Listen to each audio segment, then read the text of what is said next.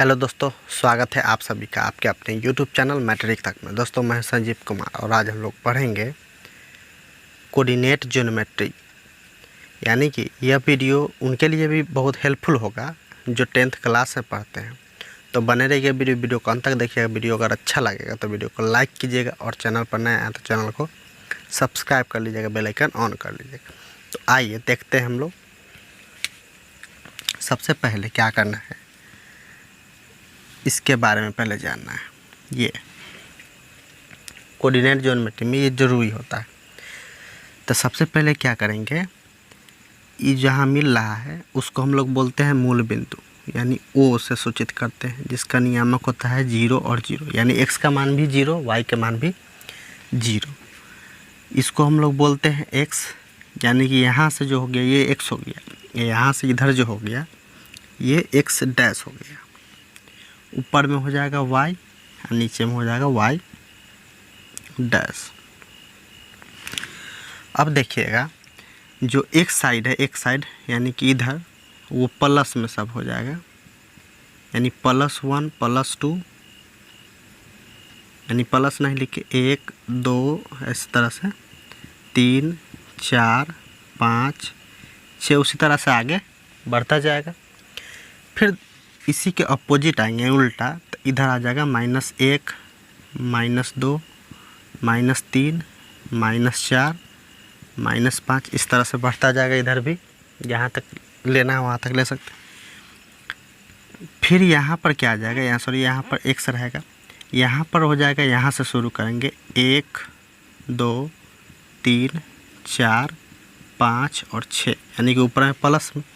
इसी का अपोजिट में आएंगे तो क्या हो जाएगा, नीचे माइनस हो जाएगा, यानी -1 -2 -3 -4 माइनस, इसमें भी जहाँ तक जाएगा वहाँ तक हम लिखते जाएंगे। अब ये हो गया। अब दूसरा क्या पूछेगा आपसे, कहेगा कि x के जो होगा, x के नियामक को हम लोग क्या बोलते हैं, तो इसको बोलते हैं भुज। क्या बोलते हैं, भुज। कहने का मतलब, कहने का अर्थ हुआ, जैसे मान लीजिए आपसे पूछ देगा कि 5, 6 ऐसे करके, तो इसमें आपसे पूछेगा कि भुज कौन है, 5 है कि 6, तो हम लोग बोलेंगे x वाला। तो इस तरह से लिखा रहेगा ना, तो पहले x का मान होता है और फिर y का मान होता है। क्या बोले, पहले इस तरह से ब्रैकेट में घेरा हुआ रहेगा, तो पहले जो होगा पहला वो x का मान होगा, बाद में जो होगा वो y का मान होता है। तो यहाँ पर बोले कि भुज किसको कहेंगे, तो x वाले मान को, यानी x वाला 5 है, तब भुज बराबर क्या हो जाएगा, हम लोग बोल देंगे 5 आंसर है। x वाले को हम लोग बोले भुज, तो y वाले को तो कुछ बोलेंगे, तो क्या बोलेंगे, उसको हम लोग बोलेंगे, इसको बोलेंगे कोटि। कोटि याद रहेगा। y वाले को बोलेंगे कोटि, x वाले को बोलेंगे भुज। अब इसी पर दूसरा, जैसे बोलेगा कि x अक्ष पर स्थित किसी बिंदु का नियामक कितना होगा, x अक्ष, तो x अक्ष बोला, x अक्ष तो ये हो गया x अक्ष, और x अक्ष बोलेगा तो x वाला x लेना है, y वाला क्या हो जाएगा 0। फिर से सुनिएगा, x अक्ष बोलेगा तो x वाला x रहेगा और y क्या हो जाएगा 0। उसी तरह y अक्ष पर बोलेगा तो y अक्ष बोलेगा तो x 0 और y रहेगा। समझिएगा, y अक्ष बोलेगा तो x 0 y रहेगा, x बोलेगा तो x रहेगा, y 0 हो जाएगा। यानी कि जिसका पूछेगा वो रहेगा और उसके अपोजिट वाला क्या हो जाएगा, वो 0 हो जाएगा। तो x अक्ष पर स्थित किसी बिंदु का नियामक पूछेगा तो x, 0 हो जाएगा। y पूछेगा तो x 0 हो जाएगा, y रहेगा। अब इससे रिलेटेड दूसरा क्वेश्चन, इतना बात, छोटा बात ये जान गए। अब इसमें देखिएगा, इसको बोलते हैं फर्स्ट, इसको तो पूरा को बोलते हैं चतुर्थांश, और ये पहला है इसलिए प्रथम चतुर्थांश बोलेंगे, या इंग्लिश में बोलते हैं फर्स्ट क्वाड्रेंट, या प्रथम हो जाएगा, जिसमें x का भी मान प्लस में और y का भी मान प्लस में होता है, तो दोनों प्लस में होगा, तो क्या बोलेंगे, प्रथम होगा। अब सेकेंड में आ जाएंगे, हमको घड़ी के विपरीत दिशा में गिनना है, तो यानी एंटी क्लॉकवाइज। तो यहाँ फर्स्ट हो गया तो ये क्या हो जाएगा, सेकेंड हो जाएगा यानी दूसरा। तो इसमें क्या होगा, x के मान क्या हो जाएगा माइनस में, तो पहले x के मान रहता है फिर y के मान, तो ये प्लस में है तो प्लस में रहेगा। पहले x के मान तब माइनस, y के मान फिर माइनस। तो तीसरा में भी क्या हो जाएगा, माइनस माइनस हो जाएगा तीसरा में, यानी दोनों मान क्या होता है निगेटिव में जब रहेगा यानी माइनस में, तो किस में होगा, तीसरा में समझा जाएगा। अब चौथा में देखिएगा, चौथा में क्या हो जाएगा, चौथा में x के मान क्या चीज़ में है, प्लस में, तो प्लस में हो जाएगा। y के मान क्या है माइनस में, तो यहाँ पर माइनस में हो जाएगा। समझ गए, यानी पहला हो गया प्लस प्लस, दूसरा हो गया माइनस प्लस। ये कैसे हुआ, क्योंकि पहले x के मान रहता है तो x के जीरो माइनस में है तो क्या हो जाएगा माइनस, y क्या प्लस में तो प्लस में हो गया।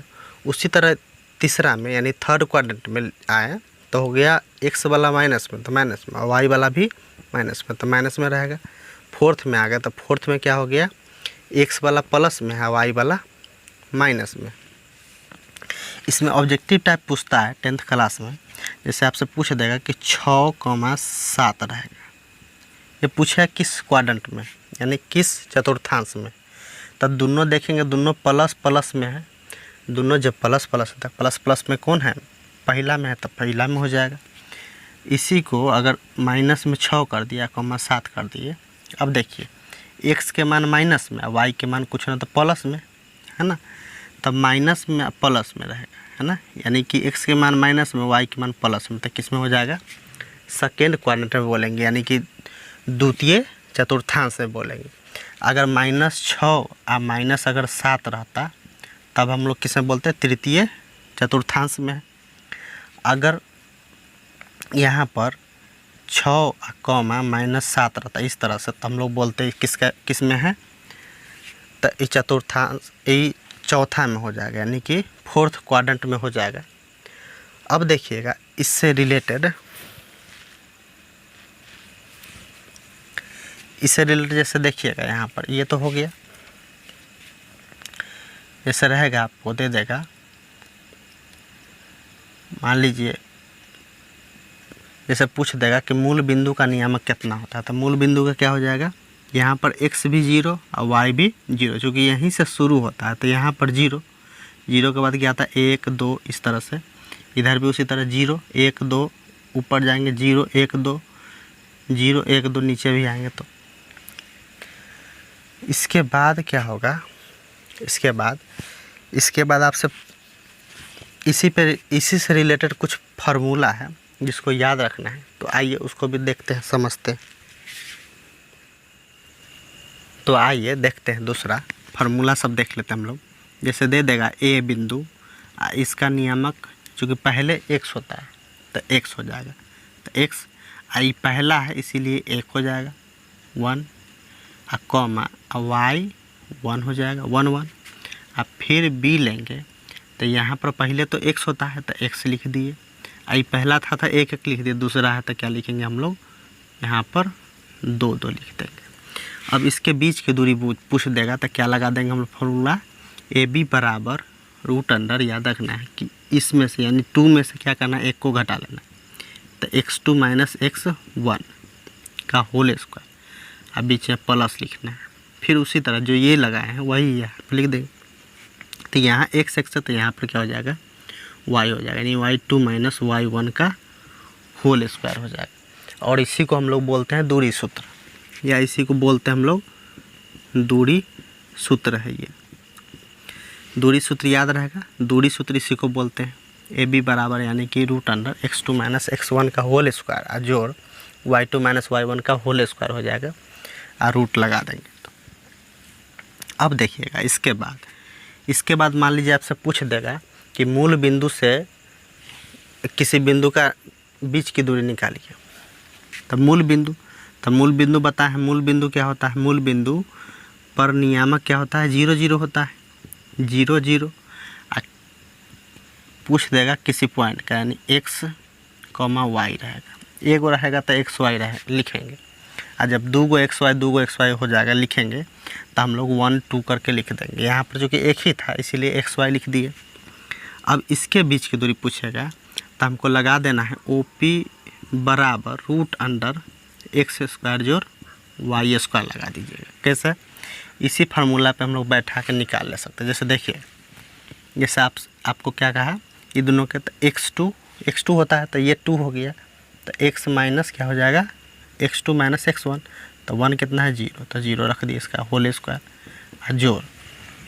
फिर क्या है y2 माइनस y1, तो 2 यहाँ पर है y, ई 1 क्या है 0, इसका भी होल स्क्वायर और रूटर है। अब घटेगा तो क्या हो जाएगा x² बचेगा, ई घटेगा तो यह क्या बचेगा y²। तो यही फार्मूला तो हम लोग यूज किए यहाँ पर। यानी कि जैसे ही कहेगा मूल बिंदु कहेगा क्वेश्चन में, या ये 0 0 लिख देगा, तो क्या समझेंगे वो मूल बिंदु से ही पूछ रहा है। तो इस तरह से फार्मूला हम लोग लगा के निकाल लेंगे। अब देखिएगा तीसरा में क्या रहेगा, जैसे आपको दे देगा कि x1 y1, अब b में दे देगा x2 y2। अब कहेगा ये दोनों के मिलाने वाले यानी बीच के मध्य बिंदु का नियामक निकालिए, मध्य बिंदु का।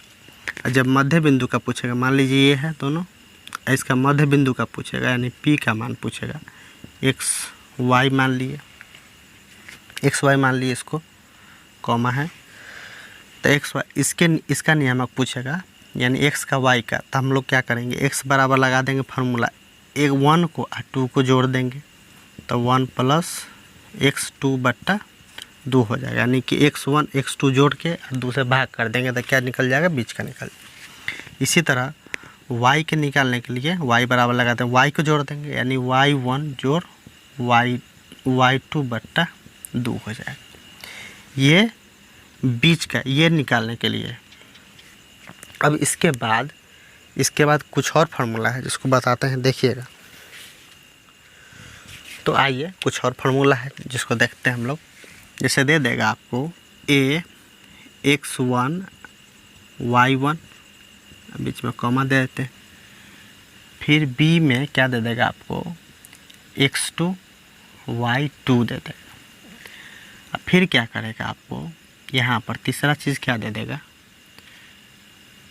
यहाँ पर, यानी कि यहाँ पर भी बीच का कहेगा, बीच का कहेगा तो p ले लिए, xy ले लिए। लेकिन इसमें क्या होगा, इसमें पिछला वाला में दिए ये सब था, एक चीज़ नहीं था, क्या नहीं रहेगा, तो वो में अनुपात में नहीं रहेगा, यानी m1 इंटू m अनुपात m2 नहीं रहेगा।